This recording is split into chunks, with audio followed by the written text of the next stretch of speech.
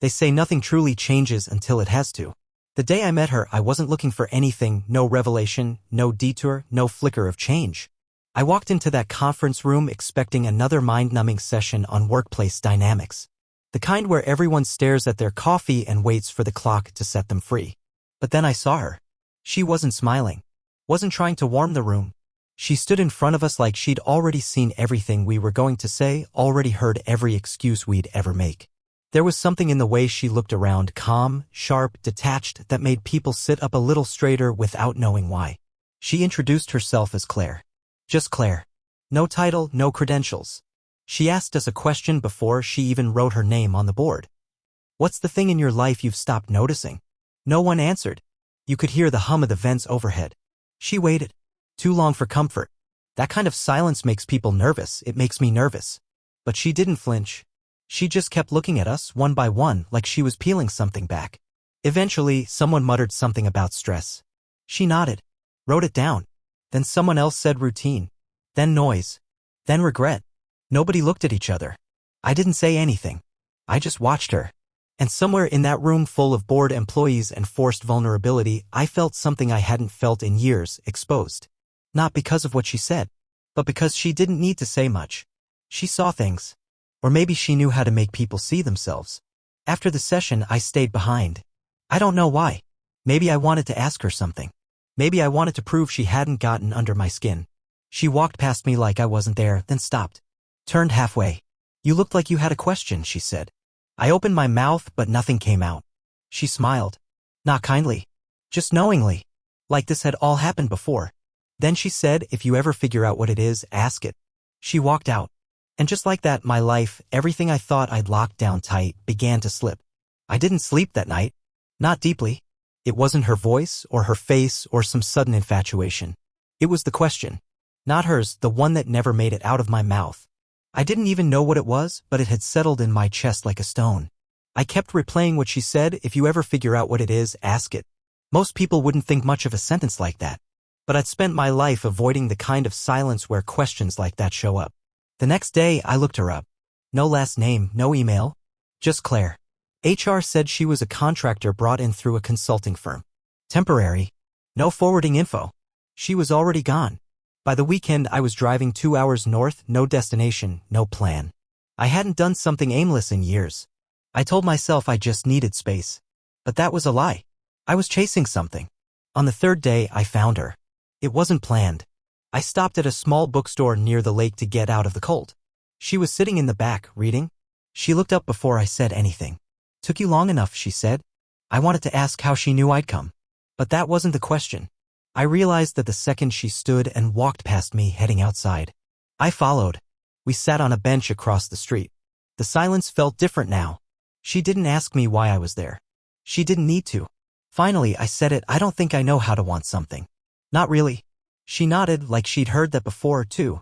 Then she said, that's not the question either. I looked at her. She leaned forward, her voice low, even the real question is what broke it. That part in you. The part that used to want something. I didn't answer. Not because I didn't know, but because I did. That's when I knew this wasn't going to be a short detour. This was going to be the part where the road split.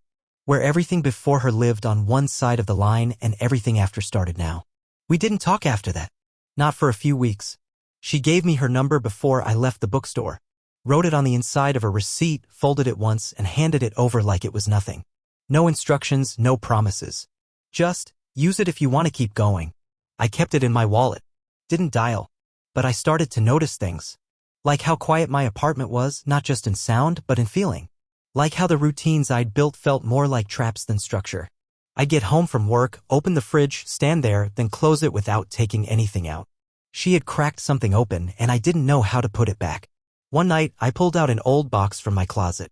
Inside were pieces of my former life, things I hadn't looked at in years. Photos. A broken watch.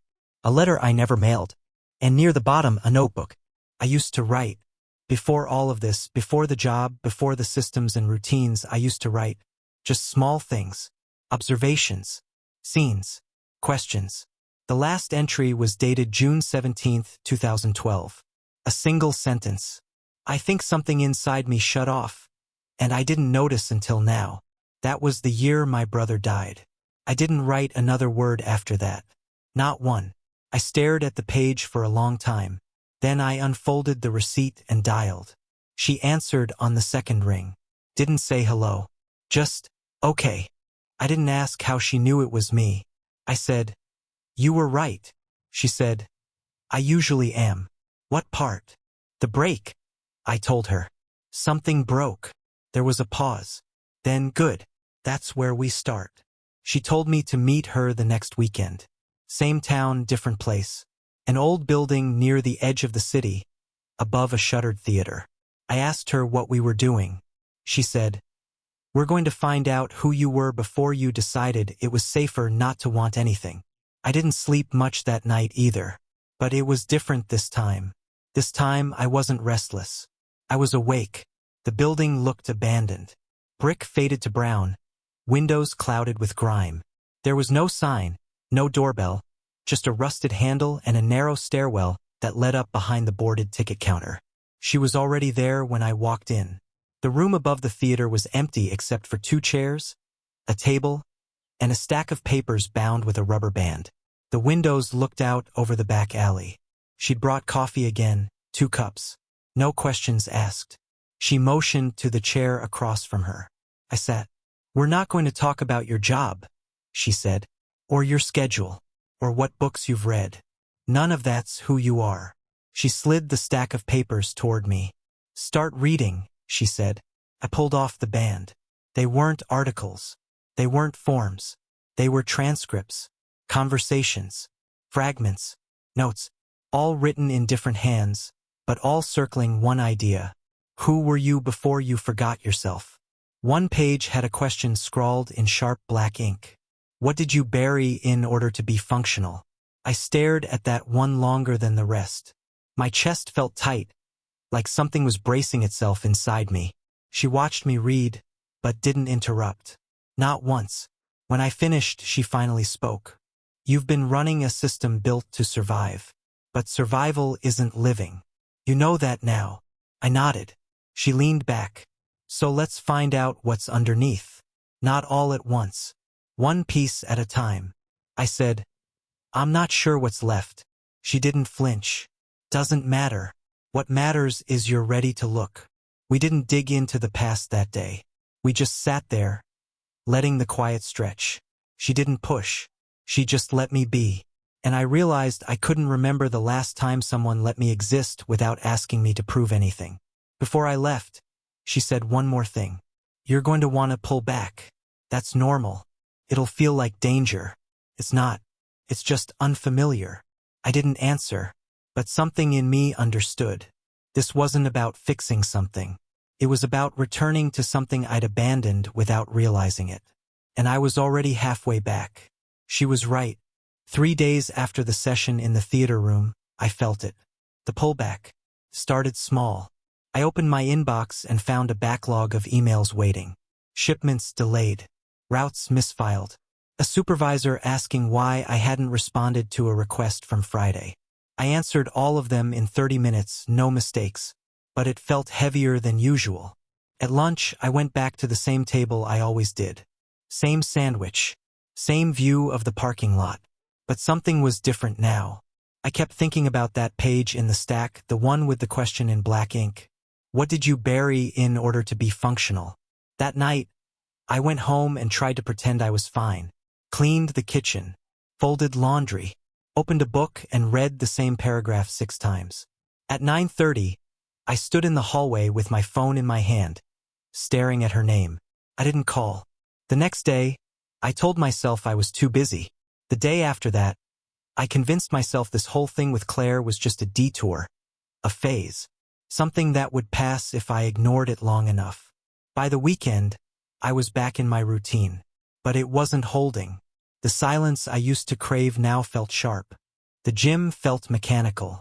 The beers on Friday tasted like cardboard. That Sunday, I woke up early and drove without knowing where I was going. I ended up outside the city, parked near an overpass. Just sat there. I didn't have music on, didn't check my phone, just sat. And then, out of nowhere, I started to remember something I hadn't thought about in years. I was 13. My brother and I had been playing catch in the backyard. He threw the ball too hard, and it hit me in the face. I dropped to the ground, blood in my mouth. I looked up, expecting him to laugh, but he didn't. He ran to me, grabbed my shoulders, and said, "Hey, you okay? Look at me." It was the way he said it. Not panicked, just locked in, present. That was the last summer before the accident. I sat there in the car, breathing heavy, trying to make sense of why that moment had come back. And I knew. That was the last time I remembered feeling completely seen. No armor. No roles. Just me. I drove home. Didn't eat. Didn't clean. I took the phone out and texted her. "Me, I think I know what I buried." 5 seconds later. "Claire, then it's time to dig." She sent a time. A place. No instructions. Just presence. And I knew I wouldn't run again. The address she sent led to a quiet street just outside the city. Not quite residential, not quite commercial, one of those in-between zones where people forget to look. A repurposed building, 2 stories. No sign. She met me at the door. Said nothing, just opened it and led me upstairs. The room was warmer than the theater. Smaller. 1 chair, 1 mat on the floor, a notebook on the windowsill. The air had the stillness of a place that held things. Not objects, moments. She sat on the floor and motioned for me to do the same. I did. No table between us this time. No distance. "You said you know what you buried," she said. I nodded. Being seen. Letting someone actually see me. She waited. No rush. "My brother," I continued. "He was the last person who ever looked at me like that." I told her about that day in the backyard. The blood. His voice. How everything changed after the accident. How he died on a road neither of us had ever been on before. A driver who'd fallen asleep. No skid marks. No chance. I told her I never went to the funeral. I stood outside the service in the parking lot. Couldn't make my feet move. My parents didn't talk about it. I didn't force it. Then I told her something I'd never said aloud. That's the moment I stopped asking for anything. Silence. She looked at me, steady and plain. "You decided it was safer to disappear than to be left again." I didn't respond. I didn't have to. She picked up the notebook from the sill and handed it to me. "I want you to write about him," she said. "But not the loss. Write about who he was. Write until he feels real again. Then bring it back to me." I nodded. Took the notebook. "Before I left," she said, "there's no closure. That's a myth. But there's clarity. And you can live with that." I drove home with the notebook on the passenger seat, glancing at it like it might speak. That night, I opened to the first blank page. I wrote his name. Then I wrote the one memory I knew would break me. He didn't laugh when I got hurt. That was the beginning. And once I started, I couldn't stop. It took me 4 nights to fill the notebook. I didn't write in order. Just fragments, memories, half-thoughts, details that came like flashes. The way he tapped the steering wheel when we were stuck in traffic. How he never let anyone walk behind him without turning to see who it was. The time we built a treehouse without telling our parents, and how, for a week, it felt like the safest place on earth. Some pages were clean. Others were pressed so hard the ink bled through. I didn't try to edit any of it. Didn't read back. I just wrote. When I finished, I stared at the last page for a long time. No conclusion. No grand sentence to wrap it all up. Just the final word I had left in me. Still. That was all. I texted Claire.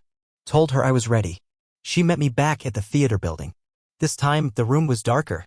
A single lamp near the window. No coffee. No pages. Just her. I handed her the notebook without a word. She didn't open it. Didn't even look at the cover. She set it down beside her and said, "How do you feel?" I said, "Like something's been pulled out of me." She nodded. "That's grief. People think it's sadness, but it's not. It's a shift. A weight you forgot you were carrying that finally lets go." I asked her what she'd do with the notebook. She said, "Nothing. That was never for me." We sat in silence. After a while, she asked, "What are you afraid of now?" I thought about it. Not the old fears. Not failure or loneliness or loss. Something smaller. Closer. Becoming that person again, I said. The one I was before all this. Before him. She shook her head. "You won't." I looked at her. She was calm but not gentle. There was no pity in her voice. Just truth. "You've already changed," she said. "You just don't know how to live in it yet." Outside, the street was empty. No movement, no sound. "I don't know what comes next," I said. "You're not supposed to," she replied. "But you're not numb anymore. That's enough for now." I left the notebook with her. Not because I needed her to keep it, but because I no longer did. And that, in its own quiet way, felt like the beginning of a life. I didn't see Claire for a while after that. No scheduled sessions, no texts. No reason to. And yet she was everywhere. Not in the literal sense, but in the way my attention had changed. I'd walk into work and see the way people avoided eye contact. The way they talked about deadlines like they were lifelines. I started to notice how often we all used the word fine to end a conversation. I wasn't fine. Not anymore. One morning, I opened the fridge, stared at the same rows of containers, the meals I used to batch for the week ahead. I tossed most of them. Sat at the table with a bowl of cereal and let the silence fill the room without trying to mute it. I wasn't building a new life. Not yet. I was dismantling the old one. Quietly. Friday came. The bar was the same guys, same stools, same routine. I went anyway. Sat there nursing a beer I didn't want. Mike was mid-sentence about a client when he stopped and looked at me. "You good?" I nodded. "Yeah. You seem different," he said. I shrugged. "Maybe I am." He looked at me for a second longer than usual, like he was trying to find something familiar in my face and coming up short. That's when I knew the change wasn't just internal. It had reached the surface. The next day, I drove without a destination again. Not to escape anything. Just to feel the road under me. Somewhere past County Line 7, I stopped for gas and sat in the car, phone in hand. I typed Claire's name. No message. Just sat with the thread open. Then I put the phone down. Not everything needed to be reached for. Some things just needed to settle. Back at home, I picked up a pen. Not to journal, not to write about grief. I started writing a list. What I know now. What I never want to forget. What I might want. It wasn't long. But it was honest. By the end of the list, I wrote something that surprised me. I don't need her to fix me. I needed her to wake me up. That was the first time I let myself name what she really was. A disruption. A mirror. And whatever came next, I wasn't waiting for someone else to lead it. It was a month before I reached out again. Not because I didn't want to, but because I finally understood what space was for. I didn't want to fill it too fast. That had always been my instinct: control, resolve, move on. But this time, I let it breathe. Then one evening, as I was leaving the office, I passed by a guy at reception talking about a seminar being held downtown. Something about leadership and change. He mentioned Claire's name. I didn't ask questions. Didn't even say anything.